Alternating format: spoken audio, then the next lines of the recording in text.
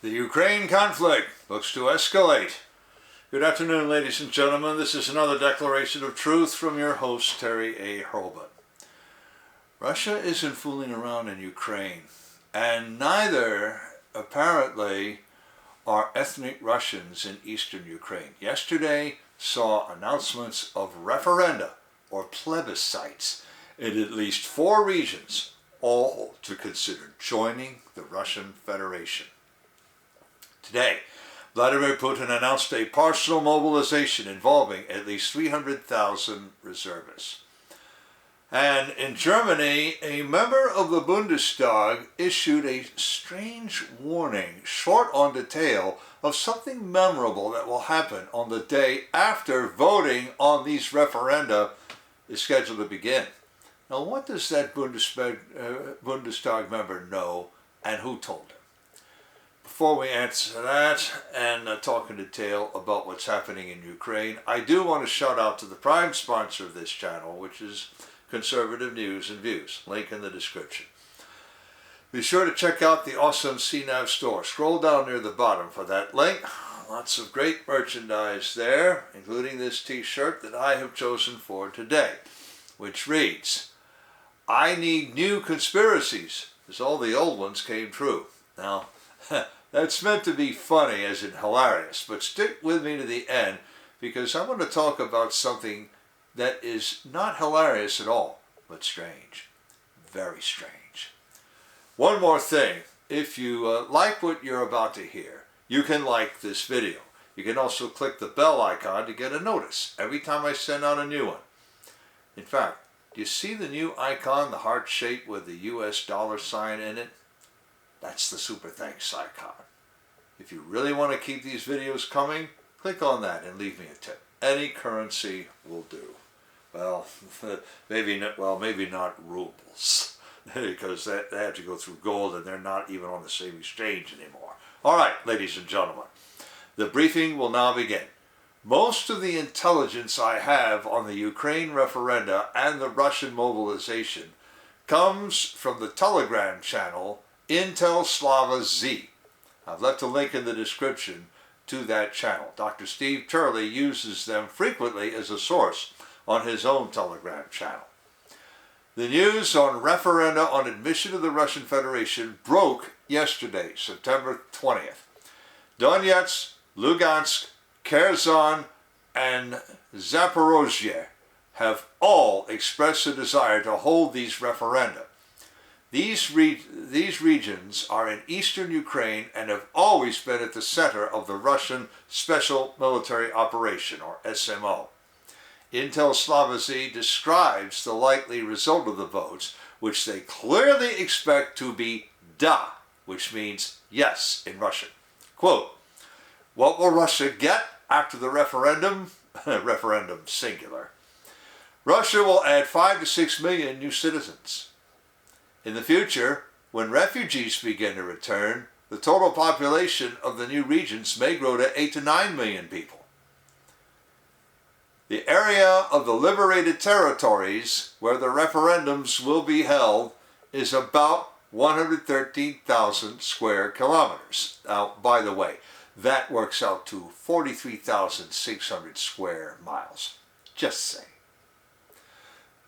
In terms of area, this is larger than Bulgaria, Cuba, or South Korea. The population is larger than Belgium, Belarus, Israel, or Austria. In fact, most residents of these territories have always considered themselves Russians. Furthermore, the SMO began after a long history of warfare in Donetsk and Lugansk, after leaders in those two regions sought to break away from Ukraine.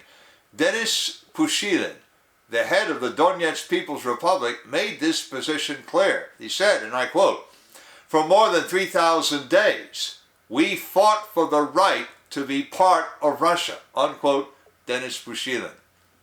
Now, German and French heads of state protested the very idea of the referenda, but Marine Le Pen, the French opposition leader, clearly dissented from the French official position. And today, Vladimir Putin raised the stakes significantly by ordering a partial mobilization of Russian citizens. I've left a link in the description to an 18-minute video from Sky News, giving his address and providing an English voiceover translation. Here are some highlights. Quote, "Only citizens who are currently in the reserve and, above all, those who served in the armed forces, have certain military specialties and relevant experience will be subject to conscription for military service. Those called up for military service before being sent to units will undergo additional military training without fail, taking into account the experience of a special military operation," unquote, Vladimir Putin, who went on to say that as many as 300,000 reservists could get orders to reactivate. Furthermore, Putin flatly accused the West of trying to divide and destroy Russia. In fact, he said, and again I quote, we have no moral right to give people close to us to be torn to pieces by the executioner." By give, he means surrender. "We cannot fail to respond to their sincere desire to determine their own destiny." Close quote. He also seemed to express full confidence that the referenda would carry with yes votes. I've left a link in the description to a map, to which I've linked before, linked back in May, that shows all the regions who will be running referenda on joining Russia. You'll find Lugansk, Donetsk, Zaporozhye, and Kherson in an order from northeast to southwest, bordering the Azov Sea and extending to the Black Sea. Before I go further with this briefing, I want to shout out to a sponsor who can really help you through the economic storms to come. That sponsor is ourcivilines.com. Do you feel like you're working harder for your money just to get by? You are not alone. The fluctuating economy, employment issues, unexpected changes in life have left many families struggling over the past few years. Collecting gold and silver can help shield you against many of these challenges. But if you're like me many years ago, you don't know where or how to start. Our Silver Lines helps by connecting you with thousands of members who are learning the secrets to creating and protecting true wealth by collecting precious metals. Whether you just want to collect rare and unique coins or take advantage of the business opportunities that this company provides, they can help you learn to live an exceptional life. Visit oursilverlines.com to learn how you can build a legacy for your future. Now, back to the briefing. Russian Defense Minister Sergei Shoigu gave an interview in which he said, quote, "Russia is at war with the collective West," unquote. By that he means that Ukraine has run out of weapons, and they're getting all their supplies from Western countries.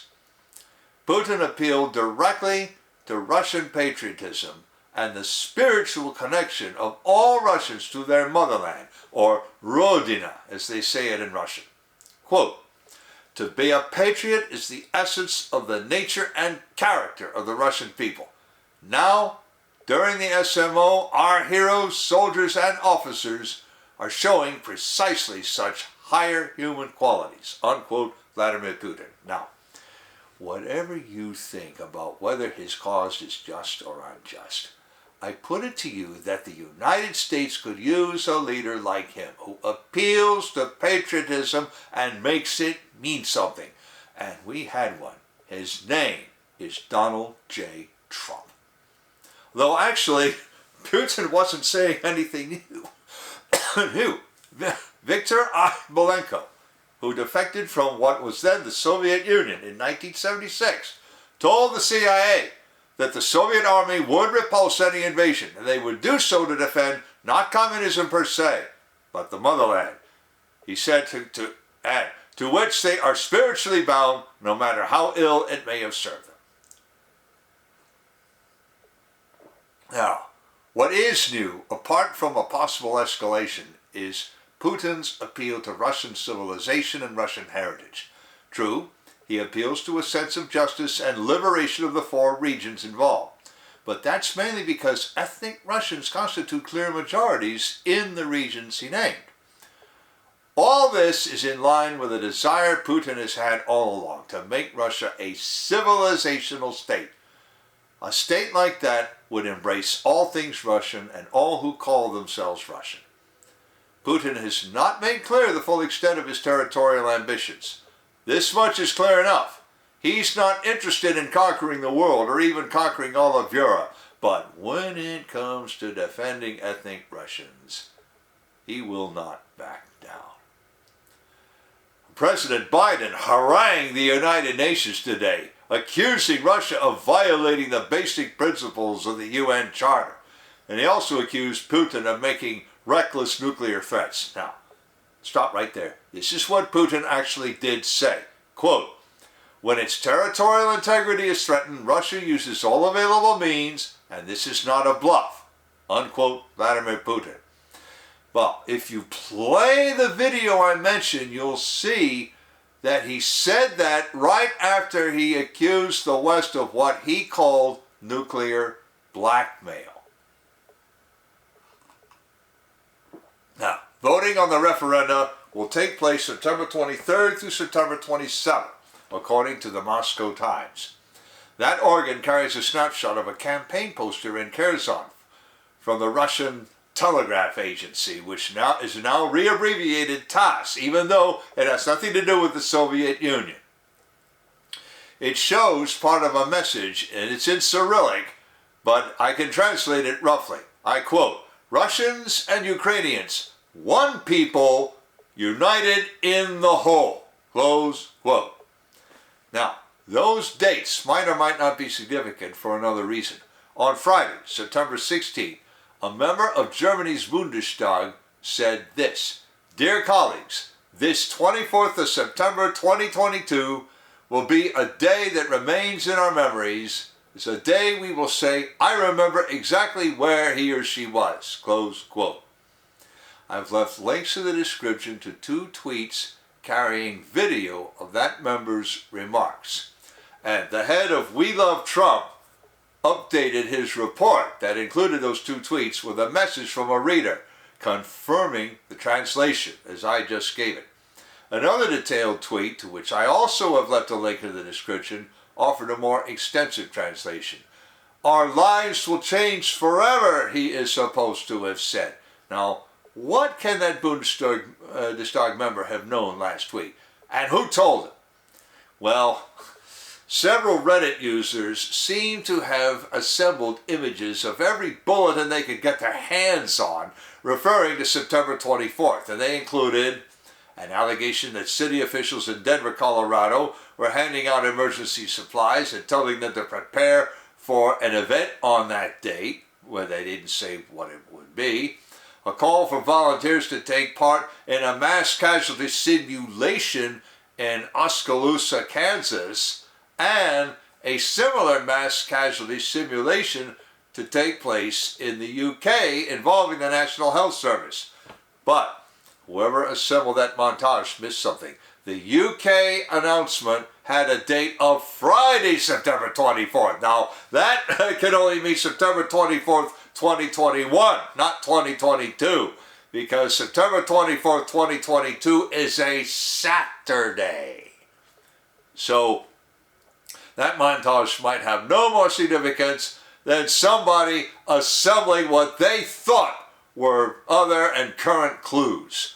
But that parliamentarian's message remains, and until somebody denies it, which no one has done yet, falling as it does during a long weekend of referenda that could figure in a major escalation in Ukraine, that is not likely to be a coincidence. Is it a warning or a distraction? Stay tuned. Link in the description to the article, to the Intel Slava Z Telegram channel, to Vladimir Putin's address, to that zones of control map of Ukraine, to the 3 tweets about what that German Bundestag member said and what he could have meant by that, and to conservative news and views. I've also left links to the awesome CNAV Store and oursilverlines.com, as I also mentioned. You know already about how to like a video, turn on notifications, and leave a tip. On the end screen, I'm going to leave a subscribe link and links to Putin's address and to earlier videos I've done about the situation in Ukraine. This is Terry A. Hurlbut delivering another declaration of truth and reminding you to let the truth set you free.